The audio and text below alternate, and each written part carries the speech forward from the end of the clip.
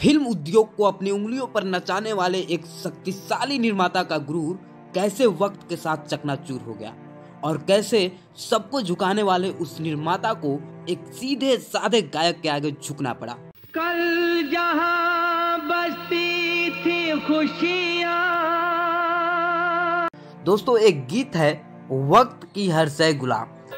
वक्त से दिन और रात। यह गीत घमंडी से घमंडी लोगों को भी आगाह कर देता है। वक्त से कल और आज।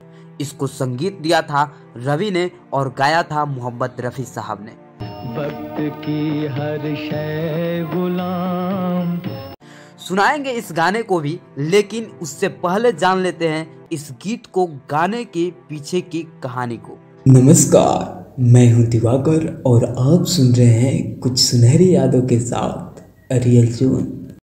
इस कहानी के 3 अहम किरदार हैं।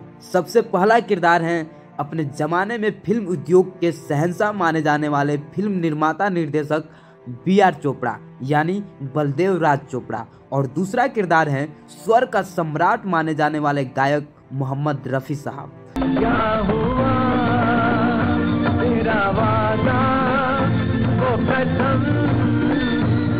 और तीसरा किरदार है अत्यंत प्रतिभाशाली संगीतकार रविशंकर शर्मा, जिसको दुनिया रवि के नाम से भी जानती है। पहली किरदार यानी कि B.R. चोपड़ा की बात करें तो वह किसी परिचय के मोहताज नहीं है। उन्होंने अनेक महत्वपूर्ण फिल्में बनाकर भारतीय सिनेमा में अपना एक महत्वपूर्ण मुकाम हासिल किया। उन्होंने न केवल नया दौर, कानून, वक्त और गुमराह जैसी सफल और सुपर हिट फिल्में बनाई, बल्कि 1980 के दशक में टेलीविजन धारावाहिक महाभारत बनाकर घर घर में अपनी जगह बना ली। हिंदी सिनेमा में एक समय उनका हुक्म चलता था और उनका हुक्म सिनेमा के बड़े से बड़े लोग मानते थे। वह जो कहते थे वही होता था। फिल्मों के सुपरस्टार बड़ी से बड़ी अभिनेत्रियों से लेकर संगीत निर्देशक और गायक गायिका उनके दरबार रहते थे। और ऐसे दौर में गायकों की क्या औकात थी, जिसे चाहते उसे बना सकते थे और जिसे चाहते उसे बर्बाद कर सकते थे। लेकिन कई बार कामयाबी लोगों के मनों में गुरूर पैदा कर देती है। B.R. चोपड़ा ने जब इतनी बड़ी बड़ी और इतनी सफल फिल्में बनाई और जब एक बहुत बड़े प्रोडक्शन हाउस के मालिक बने, तब उनके मन में गुरूर आ गया कि वह इंडस्ट्री के बादशाह है और सबको उनका हुक्म मानना पड़ेगा।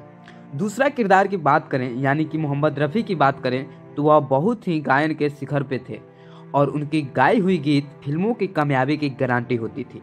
ये रेशमी जुल्फें, ये शरबती आंखें। और हर फिल्म निर्माता निर्देशक अपनी फिल्म को सफल बनाने के लिए उनसे गीत गवाना चाहता था, लेकिन इतनी कामयाबी हासिल करने के बाद भी वह अत्यंत सीधे साधे और विनम्र बने रहे। जितनी कामयाबी और शोहरत उन्हें मिल रही थी, उतनी ही अधिक उनके स्वभाव में विनम्रता आ रही थी। ये दुनिया, ये महफिल। किसी को मना करना, किसी का दिल दुखाना और किसी से बैर लेना उनके स्वभाव में नहीं था। मेरे काम की नहीं, मेरे काम की नहीं। एक दिन B.R. चोपड़ा ने मोहम्मद रफ़ी साहब से कहा कि अब से तुम सिर्फ मेरे प्रोडक्शन कंपनी B.R. फिल्म्स के लिए ही गाओगे, बाकी कंपनी के लिए नहीं गाओगे। हो सकता है कि चोपड़ा साहब की मंशा रफ़ी साहब की मदद करने की रही होगी। उन्होंने सोचा होगा कि रफ़ी साहब को गाने के लिए इधर उधर जाने की ज़रूरत नहीं पड़ेगी और वो बाकी चीज़ें भूलकर अपना ध्यान पूरी तरह से गायन पर केंद्रित कर पाएंगे। जिस व्यक्ति ने गायन को केवल व्यवसाय या आमदनी कमाने के जरिया के तौर पर देखा हो, उसके लिए ऐसी पेशकश को सहज स्वीकार कर लेने में कोई दिक्कत नहीं होगी, क्योंकि B.R. प्रोडक्शन के लिए कार्य करना उस समय बहुत बड़ी बात होती थी। लेकिन जिस व्यक्ति के लिए गायन पैसा नहीं बल्कि जुनून हो, उस व्यक्ति के लिए किसी खास संबंध में बंध कर काम करना कितना कठिन हो सकता है, यह आप सहज अंदाजा लगा सकते हैं। मोहम्मद रफ़ी साहब ने बहुत ही विनम्रता के साथ B.R. चोपड़ा को मना कर दिया। B.R. चोपड़ा ने सोचा होगा कि रफ़ी साहब तुरंत उसकी पेशकश स्वीकार कर लेंगे, लेकिन उसकी पेशकश को अस्वीकार किया जाना B.R. चोपड़ा को इतना बुरा लगा कि उसी समय रफ़ी साहब को भला बुरा कहा। उन्होंने कहा कि उन जैसी गायकों की क्या औकात। और वह चाहे तो उनके जैसे कितने गायक पैदा कर सकते हैं। रफ़ी साहब ने उनकी बात पर कोई एतराज़ नहीं किया, उन्होंने कुछ नहीं कहा और वहाँ से शांति के साथ चले गए। लेकिन B.R. चोपड़ा ने ठान लिया था कि वह दूसरा मोहम्मद रफ़ी को पैदा कर देंगे और लोग उस पुराने मोहम्मद रफ़ी को भूल जाएंगे। इसके बाद B.R. चोपड़ा ने महेंद्र कपूर से अपने फिल्मों में गीत गवाने शुरू किए, जो खुद रफ़ी साहब को गुरु मानते थे। महेंद्र कपूर ने B.R. चोपड़ा की 2 फिल्में गुमराह और हमराज के गाने को आवाज़ दी और उन गानों को इतना बेहतर तरीकों से गाया कि उन गानों की वजह से महेंद्र कपूर ने अपना ऊंचा मकाम बना लिया।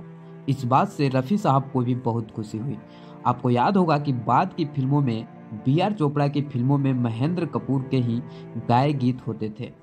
साल 1963 में रिलीज हुई फिल्म गुमराह में महेंद्र कपूर का गाया गीत चलो एक बार फिर से अजनबी बन जाए हम दोनों काफ़ी हिट रहा। यही नहीं, फिल्म हमराज में महेंद्र कपूर ने अपनी गाए गीतों की आवाज़ दी और वो सारे गीत हिट रहे। खासकर नीले गगन के तले गीत खूब हिट हुआ। गुमराह और हमराज में गाए हुए गीतों के लिए महेंद्र कपूर को फिल्म फेयर अवार्ड भी मिले।